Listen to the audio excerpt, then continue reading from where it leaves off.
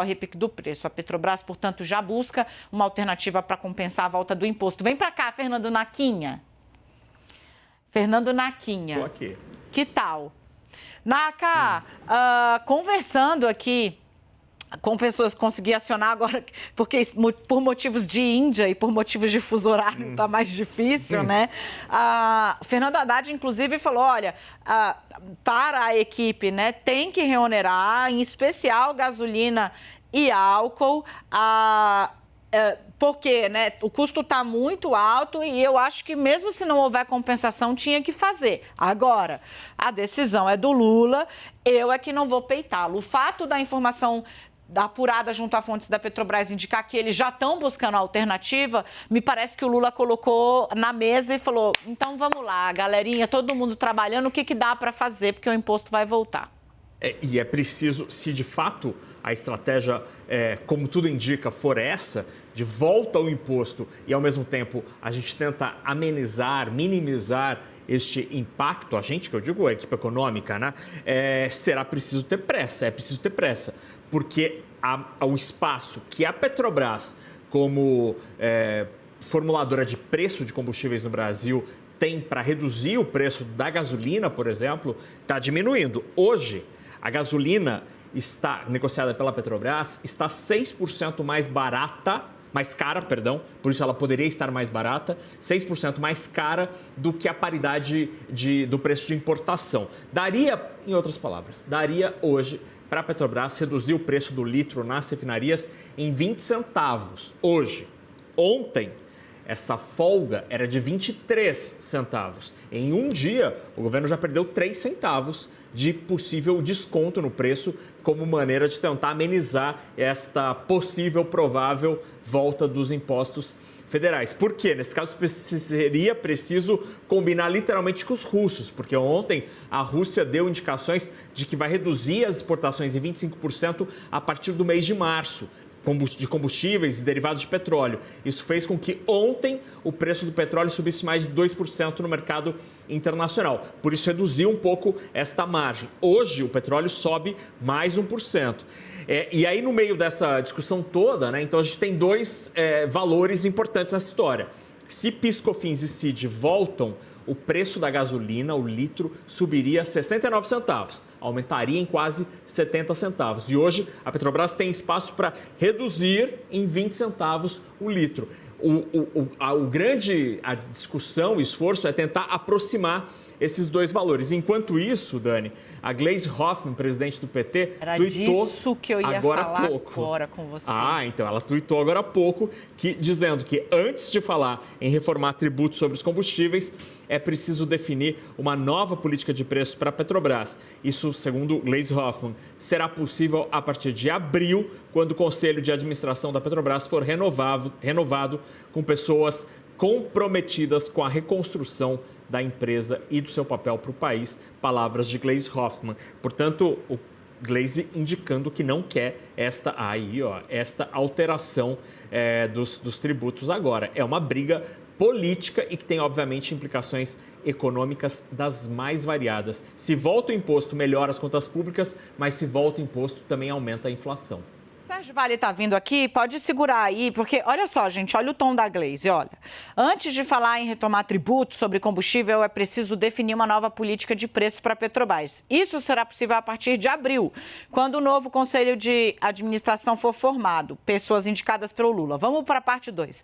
A política de preços atual, aí ela fala, né, implantada pelo golpe, numa referência à política adotada e formulada no governo Michel Temer, faz o povo pagar em dólares por gasolina e diesel que são produzidos aqui no Brasil em reais. Nosso desafio é equilibrar uma política de preço mais justa com a geração de caixa necessária para retomar e impulsionar os investimentos da Petrobras. Impostos não são e nunca foram os responsáveis pela explosão de preços da gasolina que assistimos. Não somos contra taxar combustível, mas fazer isso agora é penalizar o consumidor, gerar mais inflação e descumprir compromisso de campanha. Isso tem um alvo, é o Fernando Haddad.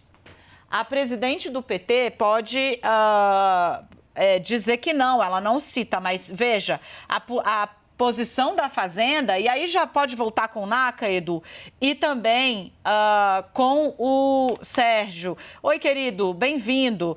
E também com o Sérgio Vale. Essa pedrada, porque isso é uma pedrada, né, que vai sem nome, mas a vidraça está muito clara. É Fernando Haddad, é a Fazenda, porque, como eu disse para vocês, a posição pública, né, conhecida de público dele, é a de que é necessário reonerar. De novo, né? E Lula buscando outras formas. É claro que Lula está vendo esse ambiente de embate e ele acontece no momento em que a presidente do PT está muito próxima de Aloysio Mercadante. Então, tem uma especulação muito forte, inclusive interna, e a gente precisa apontar isso, né? Ninguém é cego. Tá vendo? O ministro da Fazenda está sendo alvo de, eu não digo fritura, mas há uma coisa ali de aumentar a chama no fogão para ver qual é o ponto de ebulição da água, sabe? Ele está sendo alvo, nesse momento, de um teste de nervos e, claro, né, também dessas críticas públicas a uma posição, e a posição dele é a mais difícil, porque ele está entre dois agentes poderosos que não se entendem. O mercado, que ele precisa conquistar a confiança para viver menos solavancado, e a presidente do PT, que tem ali do lado um economista com ideias diferentes da que ele está querendo implementar. O árbitro disso é Luiz Inácio Lula da Silva. Agora, ele precisa saber, o presidente certamente sabe, porque se eu sei, ele sabe, qual seria o custo, inclusive, dentro da arbitragem desse conflito interno, de impor de novo uma desautorização, uma derrota à tese que a Haddad está buscando, que é de reonerar pelo menos a gasolina e o álcool. Eu volto com o Nakagawa e em seguida dou a palavra ao Sérgio, que eu quero ouvir sobre isso também. De fato está tendo uma disputa, um fogo amigo aí, totalmente da política, mas é preciso traçar uma linha, porque essa discussão numa democracia é absolutamente saudável, né? Discutir políticas públicas e decisões do Estado. Mas há um problema prático nessa história, que é o seguinte: se a Petrobras, a partir de amanhã, começar a praticar preços desalinhados ao mercado internacional, há uma consequência. Quem importa deixará de fazer isso, porque vai começar a rasgar dinheiro literalmente, e aí não vai ter mais diesel, especialmente no Brasil. O Brasil depende do diesel e de uma parte da gasolina que são importados. Se o preço praticado aqui no Brasil for menor do que o preço praticado no exterior, os importadores simplesmente fecham a lojinha e vão embora. E se isso acontecer, a economia teria um baita problema, muito além das contas públicas, da inflação. É uma coisa muito mais grave, porque passa a ser do dia a dia das pessoas. Sérgio, boa tarde de novo, querido.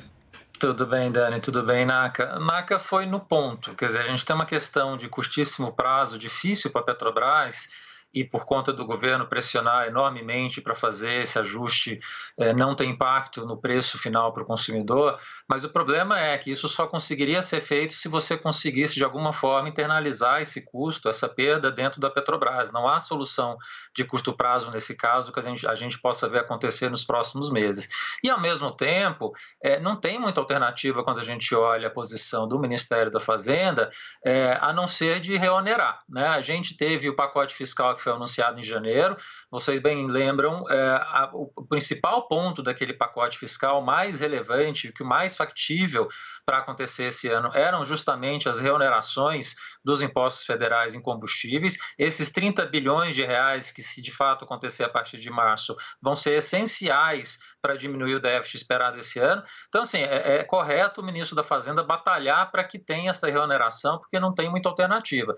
O problema não há solução de curto prazo, né? Se você fizer, de fato, essa perda dentro da Petrobras, vai ter uma perda em termos de valor de ação, vai ter uma perda significativa de investimento para a própria empresa ao longo dos próximos anos. Teria que se buscar, ao longo de março, abril, nos próximos meses, uma solução que seja de longo prazo, que passe, eventualmente, por você ter algum tipo de imposto como a CID para fazer esses ups and downs, essas diferenças de preço, de volatilidade que a gente tem, de aumento e de queda de preço por conta de variação de preço internacional, e você conseguir evitar que esses repasses acabem acontecendo com muita intensidade para o consumidor. Mas não dá para fazer isso da noite para o dia. Então, eu acho que esse ruído, e a gente viveu tantos ruídos nas últimas semanas, né, Dani, Naka, eu acho que é mais um ruído que está sendo construído aí pela frente, infelizmente. Agora, se a Petrobras lança aí a tal compensação, né, usando o espaço que ela tem, tentando diluir um pouco o impacto da reoneração, de novo, né, haveria alguma reação negativa do mercado, ou Sérgio, isso está considerado dentro do receituário ortodoxo? Dani, isso poderia ser feito até o limite do preço acima da paridade internacional, né? Se começar a haver perdas para a Petrobras por conta disso, esses 70 centavos que a gente vai ter de aumento de imposto, se o governo quiser compensar integralmente isso e, eventualmente, grande parte disso for perda que for ter que ser incorporada dentro da Petrobras, a reação do mercado vai ser bastante negativa. Então, assim, acho que não tem muita solução fácil de curto prazo. Vai ter que repassar esse preço para o consumidor, ele vai ter que integralizar isso pagando mais combustível aí nas próximas semanas, não tem muita alternativa, e o governo vai ter que pensar, Dani, Naka, numa solução de médio e longo prazo. Não vai dar para vir agora, porque como o Naka lembrou, vamos colocar de novo, se tentar qualquer mágica com combustível nesse momento, vai faltar diesel, vai faltar gasolina, e aí isso é muito pior no final para o consumidor.